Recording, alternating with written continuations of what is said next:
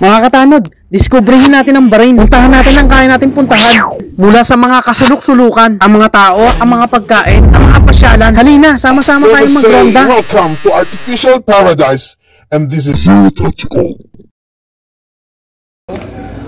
Complimentary yun. Order ko tika.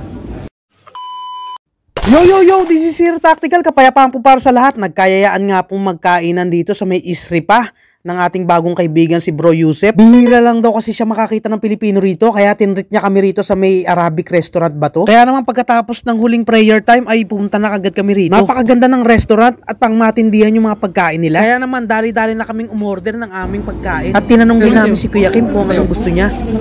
Kasi kami nagtika kami dalawa. Beef tika, tapos kebab kay bro. Kebab sa akin. Oo. Sa'yo tika na rin o kebab? Kebab ako. Kebab. Recommended ni Brother Yusef tong restaurant na ito dahil malimit siyang kumain rito at kapag walang time na magluto. Hello, fresh salad. Matabal. Oh. Minsan yan, asin. Recommended niya rin tong mutabal, kaya naman umorder siya para sa amin. Paborito niya raw to, kaya subukan natin. All fresh yan mga tanod. No bro, no. Mutabal. Masarap ang pagkakayari. Depende siguro sa ano yan, pagkakayari bro. Yung favorite ko to eh. Ayun. At habang hinihintay natin yung main dish ay tinira na namin tong mutabal. At no doubt napakalasa talaga ng mutabal nila. Dish na. May nanalo na. Ito na yung aming pinakahihintay, yung beef tika tsaka yung kebab. Ito yung highlight sa ating vlog. Tika. Yeah, order ko tika. Sa kanila kebab. Tano, tignan nyo ang kebab nila, malaki ang portion. Napaka-generous.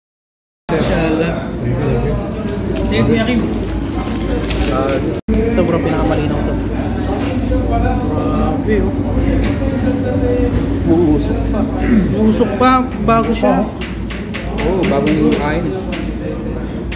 So para siyang pastil eh, o yan oh. Naka-cover siya. So yung beef tika naman, beef tika, ayan oh. Masyaallah. Beef tika. Oo. Sinimulan na nga namin kumain dahil pagkatapos niya, malayo pa ang aming lalakbayin.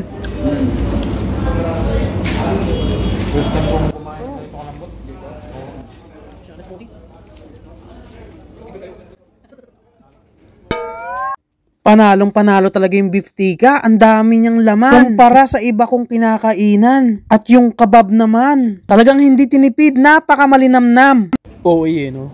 Talagang malinamnam daw. Pero totoo, masarap talaga. Chutney nila, green sauce. Walang oras magluto. Tamang-tama, dito na lang kumain kapag walang oras ka magluto dahil pagod sa trabaho. Sulit ang one dinar mo, unlimited pa ang kubus. Kumuha ko kay Bro Alain kebab. Tikman natin.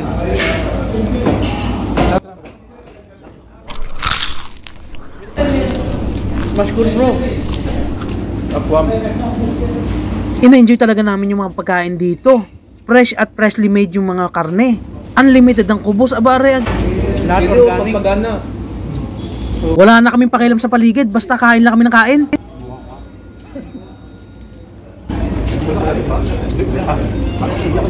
Pasat sila hindi tinipid. Mahal talaga. Malaki. Depende ako nabili ng iba bro kasi maliit.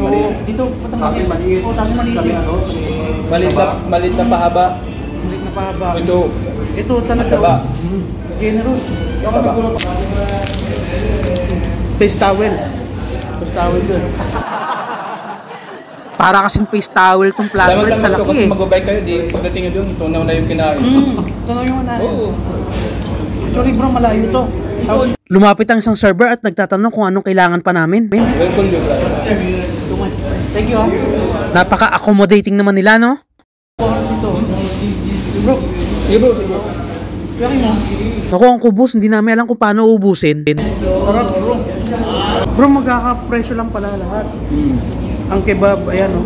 1 dinar lahat eh. Iba talaga ang biyaya. Kung dito ka sa Middle East, never kang magugutuman dahil kung meron ka lang 100 fils o 10 piso, makakabili ka na ng kubus, sapat na yan. Grabe ang biyaya sa Middle East, sa totoo lang. Daliman nyo lang, magigets nyo yung sinasabi ko. Grabe, sarap ng kain namin, mashallah.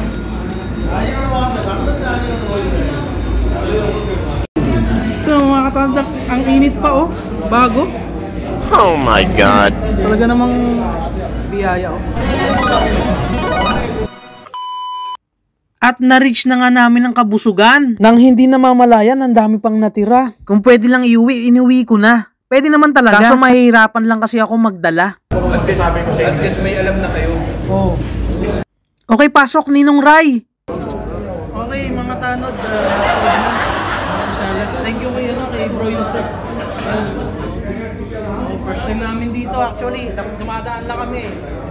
Via highway ngayon. Sulok ng repack. Ito pa lang. Pagbalik namin, kami naman ang bahala. Sarap. Thank you, bro. Ayun o, may tip ako. May tip pa, oh. Complimentary. Complimentary tea. Ayun. Tikman natin. Thank you, bro. Pang tunaw. Oo, pantunaw. Saan? Mashallah. Dito. Inuman mo, bro.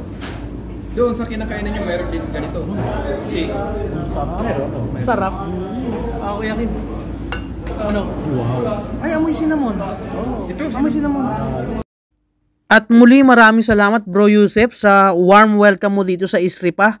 Napakagandang lugar at babalik-balikan namin tong lugar na to. Ito yung aftermath ng kain namin. Oh. may tira pa. May tira pa konti. Okay, so ligpitan na. Labas na kami. Salamat bro. Thank you. We come back here. Very nice, mashallah. Zakalakir bro. Barakalafik. Right. Thank you. Ang nice ng mga tao dito sa Isripa. Mapatingin ka lang, ngumingiti na. Walang ibig sabihin pero mukhang natutuwa naman sila. Dahil wala silang masyadong nakikitang Pilipinong kumakain sa ganitong kainan. Bali paano mga katanod, uwi na kami nito. This is Zero Tactical. Kapayapaan po para sa lahat. Maraming salamat po sa panonood. Alright, thank you so much.